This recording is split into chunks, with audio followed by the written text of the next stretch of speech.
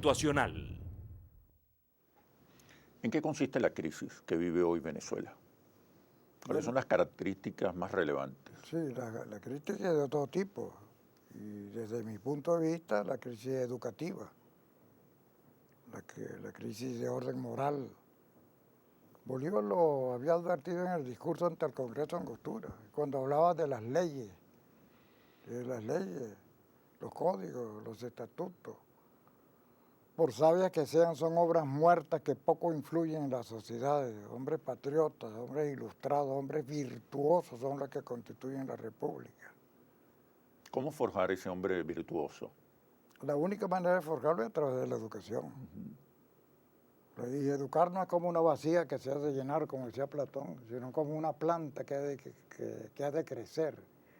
Hay que internalizar las virtudes que no son innatas. Y se necesitan maestros y libros. Además de la crisis moral, ¿qué Va, otra crisis sí, hay hoy en Venezuela? porque la educación conlleva la solución de la crisis moral. La educación. Pero eso es un proceso largo Un también. proceso larguísimo. Nosotros no estamos viendo ahorita, que digo yo, es mi criterio, no estamos viendo cuál es el problema de Venezuela. ¿Cuál es? ¿Cuál es el problema El problema de central? Venezuela es de todo tipo, que abarca a la persona como un todo. Una crisis político-intelectual y moral. ¿En qué consiste? ¿Cómo describe esa crisis? Nosotros lo estamos viendo en la calle ahorita, Ajá. y a través de la televisión, y a través de lo que está pasando en el mundo. Es decir, nosotros hemos sido arrastrados, entre otras cosas, no solamente por los problemas propios de Venezuela, sino porque, como dije antes, una potencia extranjera que lo dijo Bolívar, cuando se lo escribió a Campbell. Los Estados Unidos de Norteamérica parecen ser destinados por la providencia para llenar de miserias a la América en nombre de la libertad. Eso está presente. Eso es inherente a la persona humana. Exacto, sí, me lo comentaba. Sí, pero estamos en la etapa de la evolución del fenómeno humano, en la etapa pensante. Pues esta etapa pensante es depredadora, como ya dije antes. Todos somos depredadores, uno más, uno menos. Sobreviven los más fuertes, los más capaces, los más aptos y los más pícaros. El derecho al servicio de los poderosos, ¿no?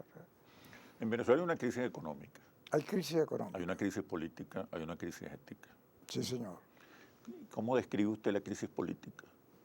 La crisis política deviene por la falta de liderazgo y de hace mucho tiempo. Tuvo que venir Hugo Chávez para sacar a Venezuela de la fauce del imperio. Todo eso lo sabemos nosotros. El petróleo estaba a $7 y estaba en aquella coyuntura que marcó el Caracazo y que disparó el 4 de febrero, que es el segundo grito de independencia, que todo el mundo sabe. ¿En qué consiste esa crisis de liderazgo hoy en Venezuela? La crisis del liderazgo la estamos viendo porque no hay la palabra de los hombres que están en la oposición y en el poder que pueda llevar a todos los venezolanos a cristalizar en un espíritu nacional. La palabra, el discurso. Palabra, el discurso, sí. Bolívar lo decía en el discurso ante el Congreso de Angostura, que tenemos que caer siempre en Bolívar.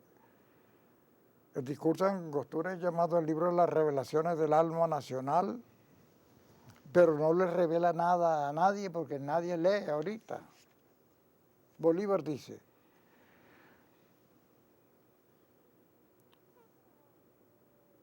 el mejor gobierno es el que le proporciona a su pueblo la mayor suma de felicidad posible.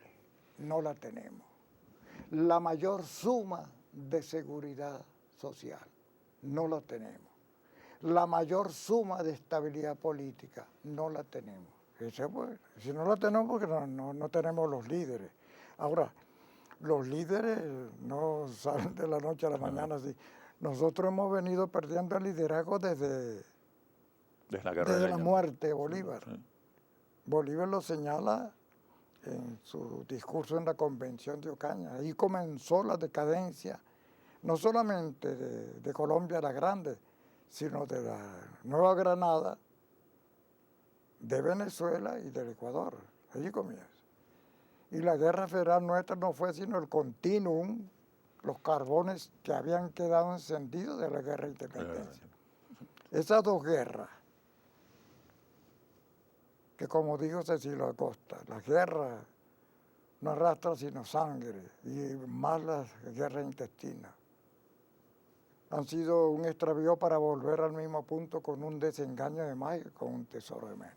Ese tesoro de menos, incluso el eslabón de conductores de liderazgo de los venezolanos, se ha venido quemando con la guerra de independencia, primero la guerra federal después, y luego con las guerras del petróleo, el éxodo campesino.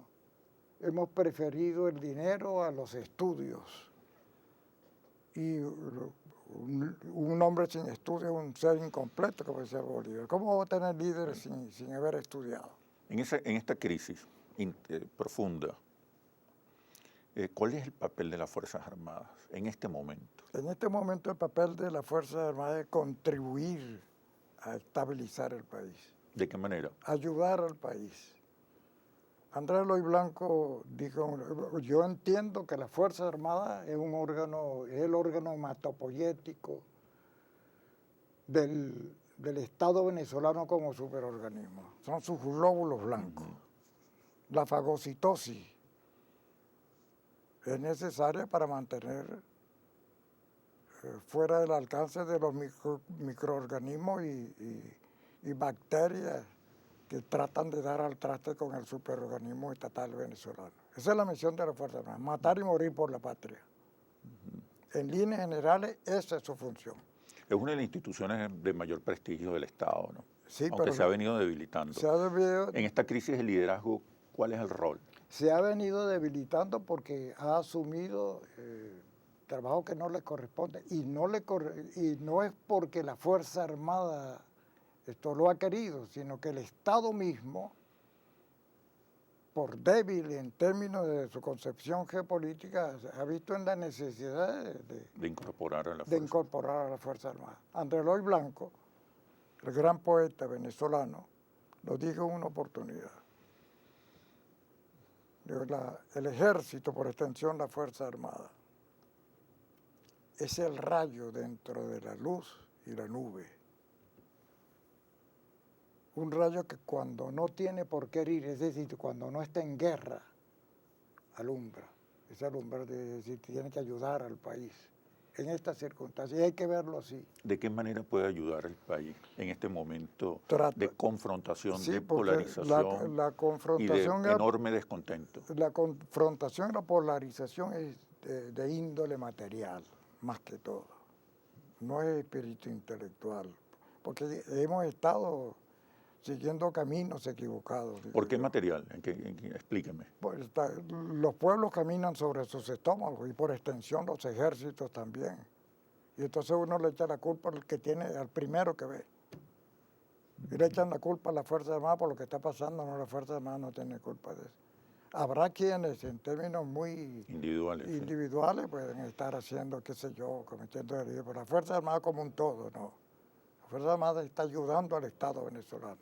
Es una situación crítica que está propiciada por el imperio desde hace mucho tiempo, desde los tiempos de Monroe. ¿Y el rol en un escenario de polarización, de confrontación política?